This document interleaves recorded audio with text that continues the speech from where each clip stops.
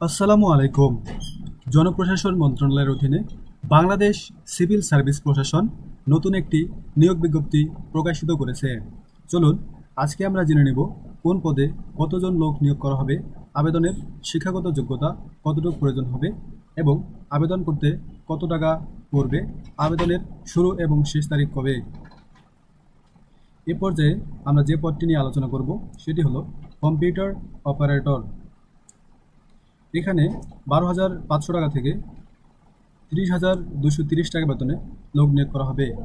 এখানে আবেদনের শিক্ষাগত যোগ্যতা কোনো স্বীকৃত বিশ্ববিদ্যালয় হতে বিজ্ঞান বিভাগে স্নাতক বা সমমানের ডিগ্রি থাকতে হবে এবং কম্পিউটার মুদ্রাক্ষরে প্রতি মিনিটে বাংলায় 25 শব্দ এবং ইংরেজিতে 30 শব্দের গতি থাকতে হবে।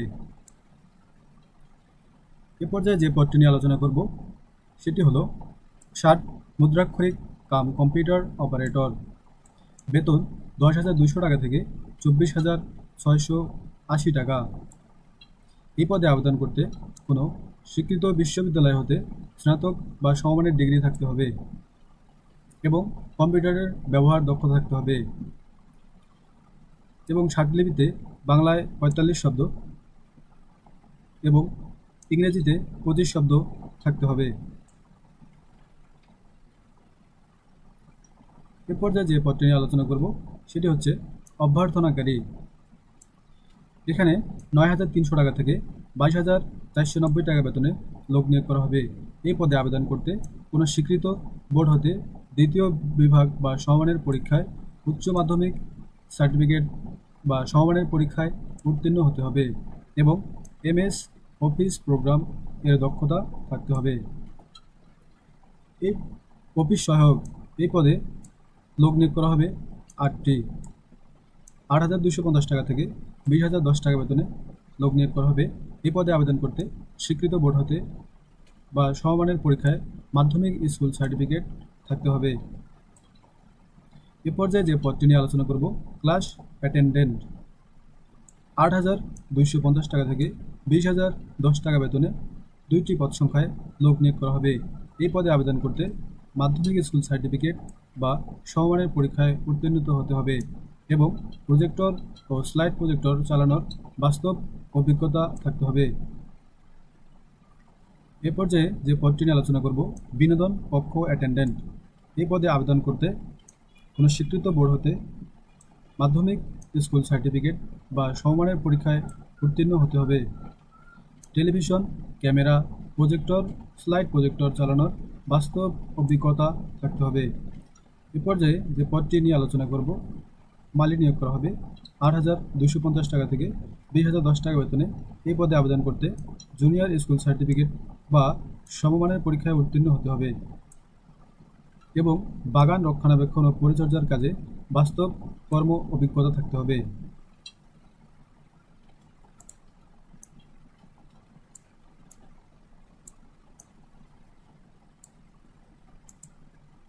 এ পর্যায়ে দেখব প্রার্থীদের বয়স কতটুকু প্রয়োজন পড়বে।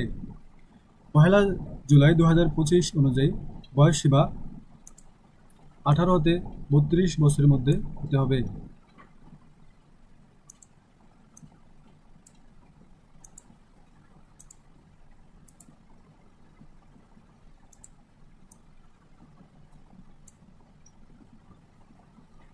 আপনারা যারা সরকারি চাকরি করতে আগ্রহী তারা অবশ্যই এই পদগুলোতে আবেদন করবেন। এ পর্যায়ে আমরা আলোচনা করব অনলাইনে আবেদন পদ্ধতি পূরণ।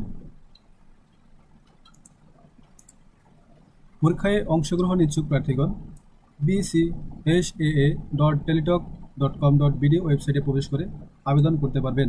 অনলাইনে আবেদন পূরণ ও পরীক্ষা ফি জমাদান শুরুর তারিখ 15 জুলাই 2025 সকাল 10টা থেকে অনলাইনে আবেদনপত্র পূরণ জমাদানের শেষ তারিখ 14 আগস্ট 2025 বিকেল 5টা পর্যন্ত এবং উক্ত সময়ের মধ্যে আবেদনকৃত প্রার্থীগণ ইউজার আইডি প্রাপ্তগণ অনলাইনে 72 ঘন্টার মধ্যে SMS এর মাধ্যমে পরীক্ষার ফি জমা দিতে পারবেন। এ পর্যায়ে দেখব অনলাইনে আবেদনপত্রে প্রার্থীদের স্বাক্ষর হতে হবে 300x80 পিক্সেল এবং ছবির দৈর্ঘ্য থাকতে হবে 300x300 পিক্সেল। স্ক্যান করে আপলোড করতে হবে।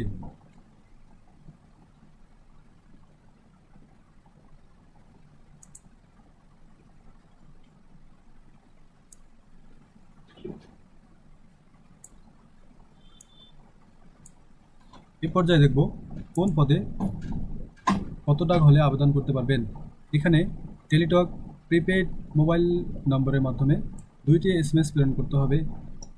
1 নং পদের জন্য পরীক্ষার ফি বাবদ 150 টাকা এবং টেলিটক সার্ভিস চার্জ বাবদ 18 টাকা সহ মোট 168 টাকা লাগবে। অর্থাৎ পরীক্ষার ফি বাবদ 150 টাকা এবং 18 টাকা SMS সার্ভিস চার্জ এবং 2 নং হতে 3 নং ক্রমিকের পদের জন্য নিয়োগ পরীক্ষার বাবদ 100 টাকা এবং অনলাইন মেসেজ বাবদ 12 টাকা সহ 112 টাকা প্রয়োজন হবে।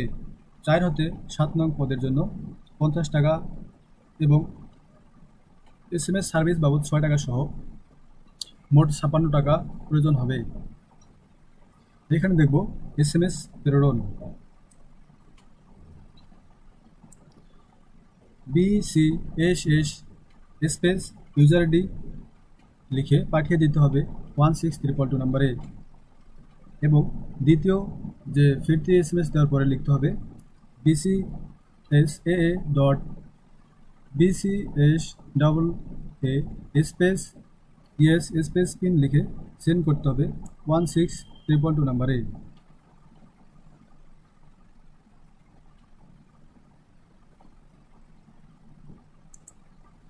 ইউজার আইডি প্রাপ্তগণ আপনার ইউজার আইডি এবং পিন নম্বরটি সংরক্ষণ করে রাখবেন।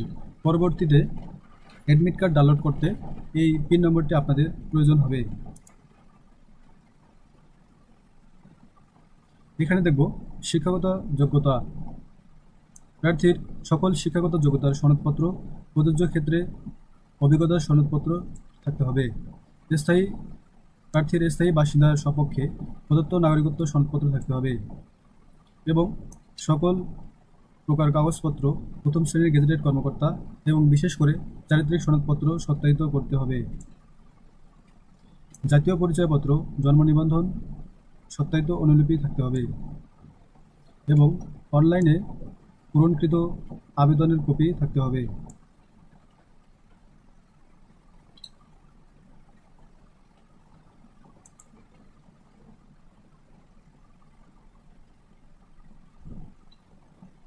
আপনারা যারা এই পদগুলোতে আবেদন করতে চান তারা 15 জুলাই থেকে অর্থাৎ আজ থেকে আবেদন শুরু হবে। আপনারা আবেদন করে নেবেন এবং সঠিকভাবে আবেদন করবেন যাতে করে কোনো প্রকার তথ্য ভুল না থাকে। তো আজকের ভিডিও ছিল এই পর্যন্ত। ধন্যবাদ সবাইকে। ভিডিওটি ভালো লাগলে অবশ্যই চ্যানেলটি সাবস্ক্রাইব করবেন, পাশে থাকা বেল আইকনটি ক্লিক করে বাজিয়ে দেবেন।